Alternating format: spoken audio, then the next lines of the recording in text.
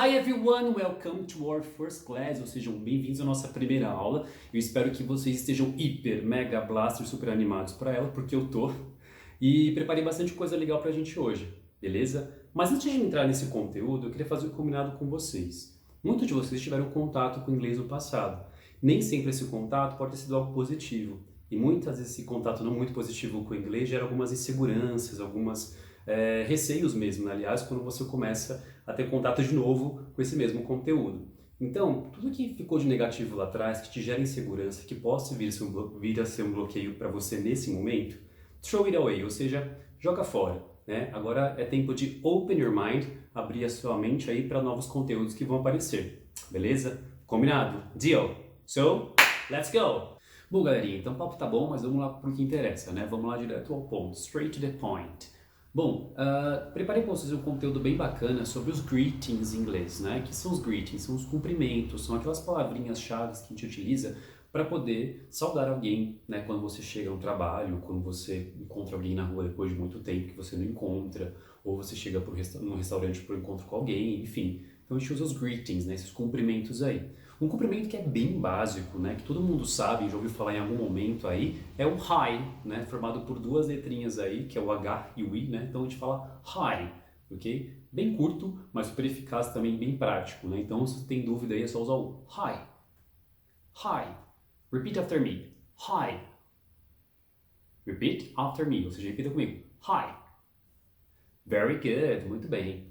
O segundo que a gente tem aí é o hello. Hello. Repeat after me. Hello.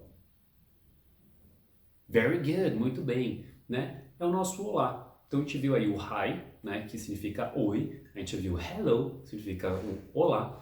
A gente tem também um que é hey there. Hey there. Hey there, ok? Tem esse sonzinho estranho, né? Então a gente vê lá esse som do TH em inglês, ele tem som do V. Então fica hey there. Repeat after me. Hey there. Hey there.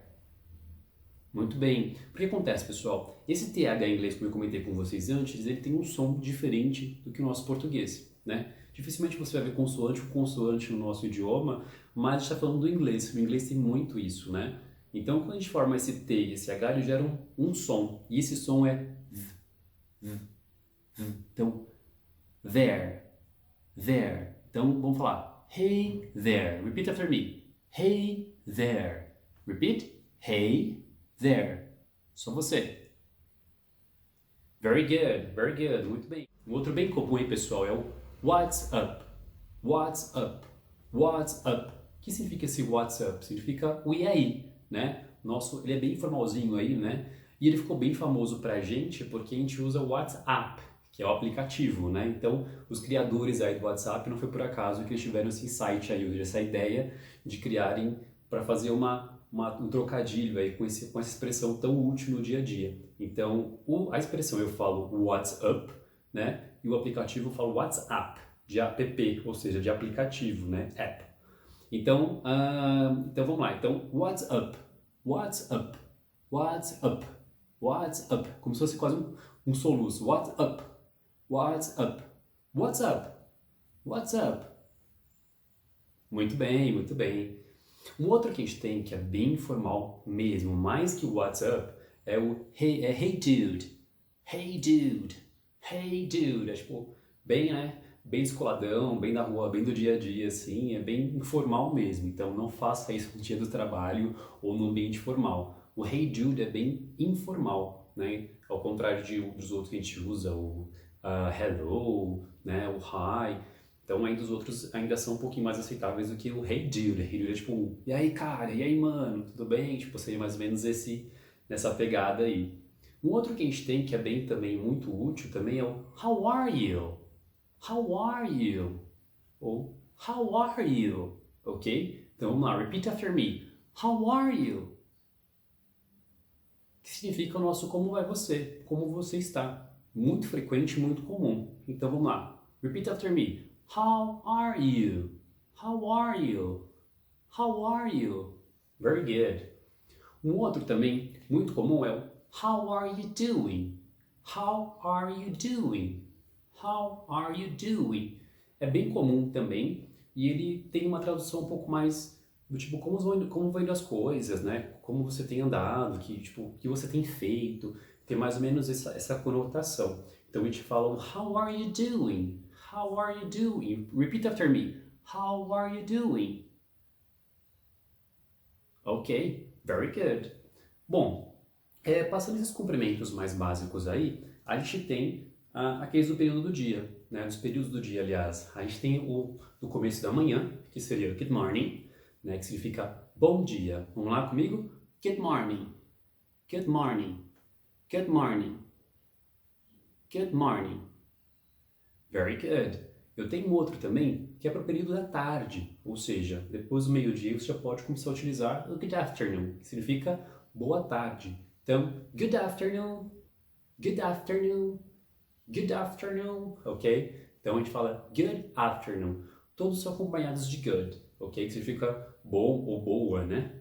E aí, nesse sentido, a gente vai utilizar sempre esse good e aí vai adaptando de acordo com o período de quem estiver. Então, se é de manhã, a gente vai usar good morning. Se é à tarde, eu uso good afternoon. E à noite, eu vou usar o good evening. Good evening. Good evening. Good evening. Repeat after me. Good evening. Very good. O que acontece? Ah, teacher, mas boa noite em inglês não é good night? Sim, é good night.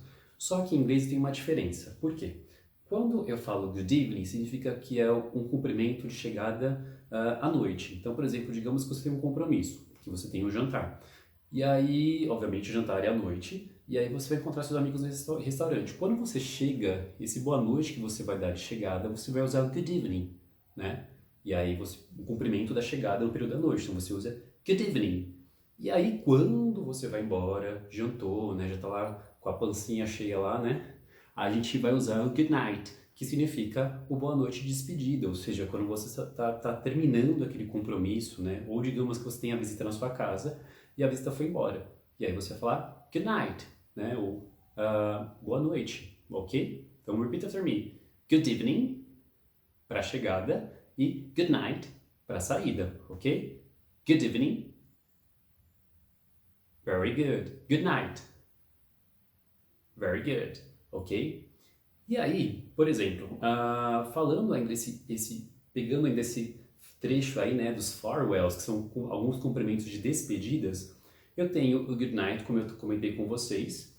Tenho também o bye, né? Terminou o evento, terminou o compromisso que você estava frequentando, você vai usar o bye, que é uma palavrinha bem, né, composta por 3 letras e que é muito útil, né? Porque é bem mais simples e prática. Então você fala bye, bye, bye, ou seja, encerrando o assunto, ok? Então repeat after me. Bye, bye, bye.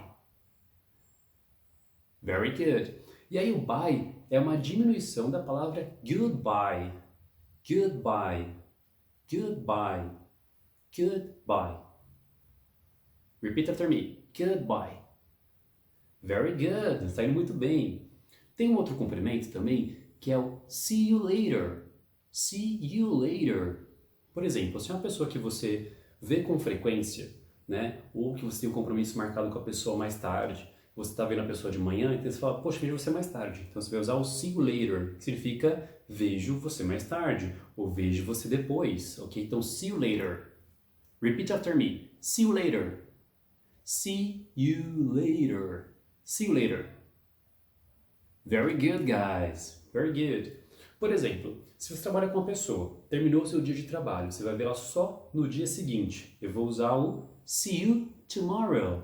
See you tomorrow, ou seja, vejo você amanhã. See you tomorrow. Repeat after me. See you tomorrow. Very good. See you tomorrow. Por exemplo, no meu caso, eu sou um teacher. Sério, teacher. Tell me about it. Fale a respeito. Tô brincando. Bom, então a gente usa por exemplo, eu termino a aula com os meus alunos, eu vou ter aula no dia seguinte com eles, ou um outro dia eu falo assim, e quando terminar essa aula com vocês eu vou dizer see you next class, ou seja, vejo vocês na próxima aula. See you next class. Next, próximo, class, aula. Então, see you next class. Repeat after me. See you next class. See you next class. See you next class. Very good, guys. Very good. Então, quando terminar essa aula, já sabe. Falar goodbye, guys. See you next class. Mas aí não acabou, hein? Calma aí, segura a emoção aí. Bom, em um outro cumprimento, você conversou com a pessoa, descobriu informações sobre ela e tudo mais. O que você vai falar para a pessoa? Quando você concluir essa ideia, concluir a conversa com a pessoa, você vai usar o nice to meet you, né? Que significa o prazer em conhecer você. Muito comum também. Você pode responder para a pessoa, caso a pessoa te fale nice to meet you, você pode falar nice to meet you. Ou pode falar nice to meet you too, ok? Então vamos lá. Nice to meet you. Nice to meet you. Prazer em conhecer você. Nice to meet you. Nice to meet you. Repeat after me. Nice to meet you. Nice to meet you. E aí, para você falar para a pessoa, prazer em conhecer você também, eu vou colocar um to com 2 Os no final. Então fica nice to meet you too. Nice to meet you too. Ou seja, prazer em conhecer você também. Então esse to no final vai dar essa ideia do também. Então, nice to meet you. Nice to meet you. Repeat after me. Nice to meet you too. Very good, guys. Very good. Well done. Muito bem, muito bem, muito bem. Bom, em meio a toda essa conversa, provavelmente em algum momento dessa conversa que você vai ter com alguém vai te perguntar What's your name? Ou seja, qual o seu nome? Vai querer saber para poder desenvolver uma conversa, tornar a conversa um pouco mais íntima, tornar uma conversa um pouco mais adaptada, né? Até porque ela quer saber e conhecer um pouquinho mais sobre você, ou você sobre a pessoa. Então você vai perguntar para a pessoa What's your name? What's your name? What's em inglês significa qual, né? Your, seu. Name, nome. Então, what's your name? Repeat after me. What's your name? What's your name? What's your name? Você já está falar um pouquinho mais rápido. Então, fala, what's your name? What's your name? Repeat after me. What's your name? Agora é só você. Very good. Muito bem. Bom, uma outra pergunta, que para algumas pessoas é um pouco constrangedora, Glória Maria que o diga, é o how old are you? Ou seja, a pessoa vai querer saber sobre a sua idade. Para algumas pessoas essa pergunta é um pouco polêmica, né? Então, enfim, para mim não é, mas idade é uma coisa um pouco complicada para algumas pessoas. Então a gente vai usar o how old are you? How old are you? How old are you? Repeat after me. How old are you? How old are you? Né? Quantos anos você tem, né? Se perguntar assim pra mim, how old are you? Eu vou responder, I'm 31. I'm 31. Ou seja, eu tenho 31 anos, né? Sim, já entreguei a minha idade. Na verdade, tenho 31 anos. Meu Deus. E você pode responder, I'm 31, né? Ou você pode falar, I am 31. Esse I am e esse I'm, eu vou explicar pra vocês mais pra frente. Tá? Mas por um momento vamos só focar nessa resposta. Você responde I'm 31 ou você coloca I'm e a sua idade. Vou perguntar para você lá, how old are you? Você vai responder, você coloca lá I am e eu vou dar espaço para responder, beleza? Então vamos lá. How old are you? I'm very good, muito bem. Uma curiosidade, pessoal. Em português a gente fala com muita frequência. Eu tenho tantos anos. Se eu perguntasse em português para alguém quantos anos você tem, a pessoa vai responder, eu tenho tantos anos. Só que no inglês, na cultura americana, a cultura da estrutura da gramática em inglês, por exemplo, eles entendem que você não fala que você tem aquela idade, porque ela não é uma posse sua, ela é um período da sua vida. Então é como se falasse que você é tantos anos de idade. Até porque no inglês você fala eu sou tantos anos de idade, né? Esse I am significa sou. Então ou estou com tantos anos de idade. Então você vai falar I am 31. Alguns alunos meus confundem muito isso e usam um outro verbo que a gente aprende, que é o have, que é o verbo ter. Então você fala, por exemplo, I have a house, tô falando, eu tenho uma casa. Só que essa casa é sua, você comprou, ela está registrado que é uma posse sua. Mais idade é um período. Esse ano você tem uma, no ano que vem você vai ter outra. Então eu não posso falar que eu tenho aquela idade, eu posso falar que eu estou com ela. Então por isso que você responde I am e você coloca a sua idade. Beleza? Então, nessa parte, a gente conclui essa parte aí de introductions, né? De greetings aí, beleza? Bom, pessoal, lembra que eu falei pra vocês sobre aquela parte da idade, que eu falei I am 31? Eu falei eu estou com tantos anos de idade, ou eu sou tantos anos de idade? Então, esse I am que a gente usou, a gente vai entrar num tema agora que é um pouco polêmico para algumas pessoas, que é o verbo to be, né? Que é um termo, uma expressão técnica para muitas pessoas é muito difícil de entender, mas é algo muito simples, né? O verbo be em inglês, essa palavrinha aí, be, né? Be, significa o verbo ser, né? E também o verbo estar, ou seja, uma única palavra tem dois significados. Então vou exemplificar para vocês. Então, por exemplo, eu tenho lá uma listinha de pronomes que são eu, você, ele, ela para animais e objetos, que é o it.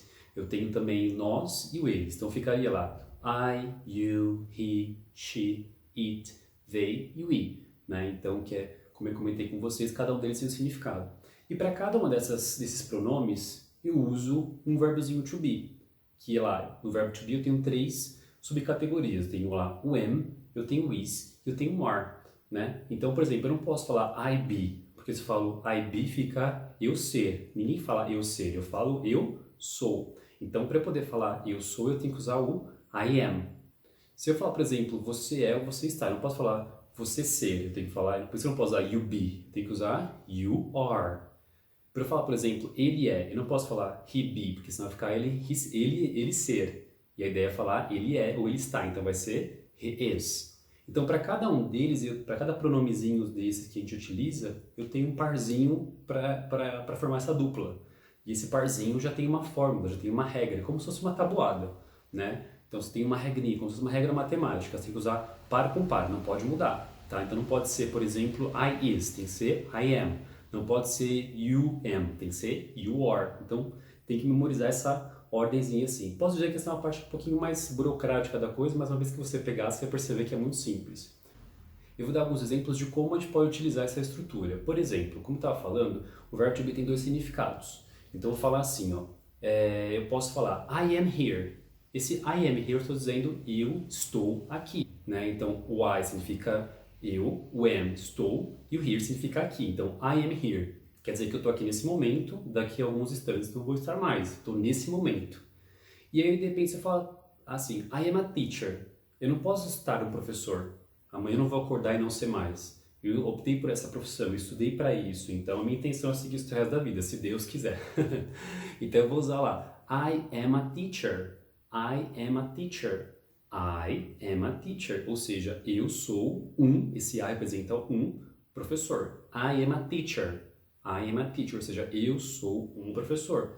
Então, é uma coisa que um representa um estado momentâneo e o outro é o que você é. Então, como eu falei, a primeira frase lá, I am here, eu estou aqui. E na segunda, I am a teacher, eu sou um professor. Né? Não é algo passageiro, é algo que vai permanecer até o final dos tempos, ok? Um outro exemplo usando o pronome you, que é você. Então fica lá, you are sick. You are sick. Esse sick em inglês significa doente. Então você não é uma pessoa doente. Digamos que você pegou um resfriado e naquele momento, naquele período, naquela semana, você está doente. Você está se tratando, logo mais você vai estar bem. Então quer dizer, you are sick, ou seja, você está doente. Né? Amanhã você não, sei lá, daqui a um ano você não vai estar mais. Essa doença vai embora. Então, you are sick. Deixe de você usar a frase you are Brazilian. Você é brasileiro. Está documentado lá. Você nasceu nesse país, então nada muda isso. Você é brasileiro. Então, não é uma coisa que você, mesmo que vá morar em outro país, que você tenha uma outra nacionalidade, você nunca vai deixar de ser brasileiro. Né? Então, você sempre vai ser brasileiro. Um outro exemplo é he's busy. Busy em inglês é ocupado. Então, imagine que você ligou para uma pessoa, ligou para o seu amigo, para o seu namorado, enfim, e você diz, poxa, liguei, ele está ocupado, daqui a 20 minutos ele não vai estar mais. Então, ele está ocupado naquele momento. Busy em inglês é ocupado, então ficaria he's busy, he's busy. He, que é ele em inglês, is busy, ou seja, ele está ocupado naquele momento. Daqui a alguns instantes ele não vai estar mais. Diferente se eu falar, he's a boy, he's a boy, he's a boy, ou seja, ele é um menino. Ele nasceu com esse gênero, ele nasceu com esse sexo e ele é um menino. Nada muda isso. Né? Então, he's a boy, he's a boy, he's a boy. Ele é um garoto. Então, dá para perceber a diferença de como eu vou definir quando que é o verbo ser e quando que é o verbo estar? É de acordo com a terminação da frase. Então, por exemplo, se eu uso busy, eu não posso falar que ele é ocupado, mas sim que ele está ocupado naquele momento que eu estou falando. E eu tenho, por exemplo, he's a boy, ou seja, ele é um garoto. Né? Ele tem essa estrutura física de homem, né? Então ele é um menino. Um outro exemplo, se eu for usar o pronome she, que é ela. Então eu posso dizer she's tired. Tired em inglês significa cansada. Então imagina que ela trabalhou bastante o dia inteiro, essa personagem que a gente está imaginando aqui, ela está cansada. Ela em inglês é she is, está e tired. Ela vai chegar em casa, tomar um banho, jantar e dormir. No outro dia ela vai estar descansada e vai estar melhor. Ela vai estar mais cansada. Então she's tired, ela está cansada nesse momento, né? Então, por consequência de uma ação durante o dia todo, ok? Diferente se eu falar she's a girl, ou seja, ela é uma garota. Ela tem estrutura de uma mulher, então eu posso dizer com todas as palavras she's a girl, ou seja, ela é uma garota, né? Então, mais uma vez, a diferença da questão do estado e a diferença da questão da pessoa ser algo, né? Então o que vai definir vai ser o término da frase. O pronome it é um pronome que eu utilizo para falar de objetos, né, ou animais, ou seja, é um chamado de pronome neutro.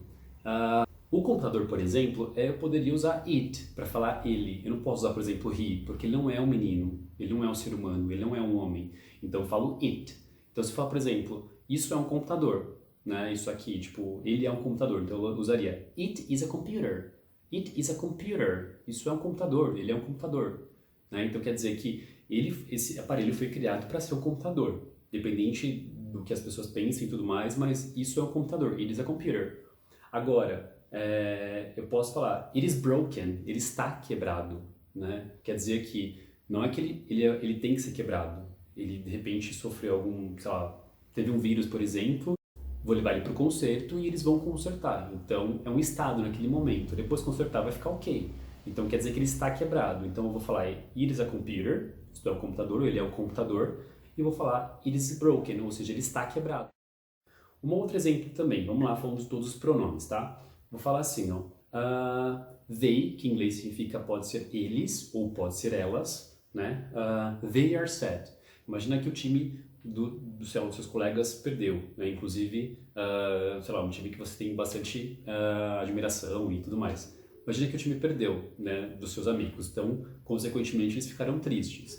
Então, você fala, they are sad. They are sad em função de uma consequência, ou seja, eles estão tristes naquele momento. Daqui a alguns dias eles vão superar esse trauma, essa situação de time aí, e vão estar melhores. Então, eu falo, they are sad today, ou tipo, eles estão tão tristes hoje, amanhã não vão estar mais. Diferente se eu falar, they are friends, ou seja, eles são amigos. Né? Eles têm um passado aí, construíram uma amizade forte e são amigos. Então eu tenho they are sad, eles estão tristes no momento, ou they are friends, eles são amigos. Bom, galera, para finalizar essa parte do verbo to be, a gente tem lá o pronome we, que significa nós. Então digamos que a gente está aqui estudando e bate aquela fome. Então a gente vai falar que, poxa, a gente está com fome, a gente está com fome. Então nós estamos com fome. A gente vai lá, faz uma boquinha, come alguma coisinha e volta. Ao voltar, a gente não vai estar mais com fome, a gente se alimentou. Então foi um estado. Então eu poderia falar we are hungry, nós estamos com fome. Por quê? É o momento. Se alimentou, você volta, a fome não vai estar mais lá presente no seu estômago, né? Pelo menos para algumas pessoas não estaria. E diferente, por exemplo, se eu falar, a gente exerce a profissão de estudante, então eu poderia falar we are students, né? Nós somos estudantes, nós exercemos aquela função ali naquele momento ou por um período, então nós falamos we are students. Ok? So, that's all for today. Ou seja, pessoal, por hoje é só. Ok? A gente viu bastante coisa. A gente viu lá sobre os greetings, a gente viu lá sobre o introduce myself, que é se apresentar para as pessoas, né? E também para finalizar, a gente viu uma pincelada aí sobre o verbo to be. Na próxima aula, na segunda aula, na aula 2, eu vou falar um pouquinho mais sobre o verbo to be, mas por enquanto eu vou disponibilizar esse conteúdo da aula de hoje, tudo que a gente viu no arquivo PDF. Tá? Então, se você conseguir acompanhar tudo que a gente viu para revisar e alguns exercícios depois para vocês tentarem praticar todo o conteúdo visto, ok? So, see you later, see you next class, guys. Goodbye!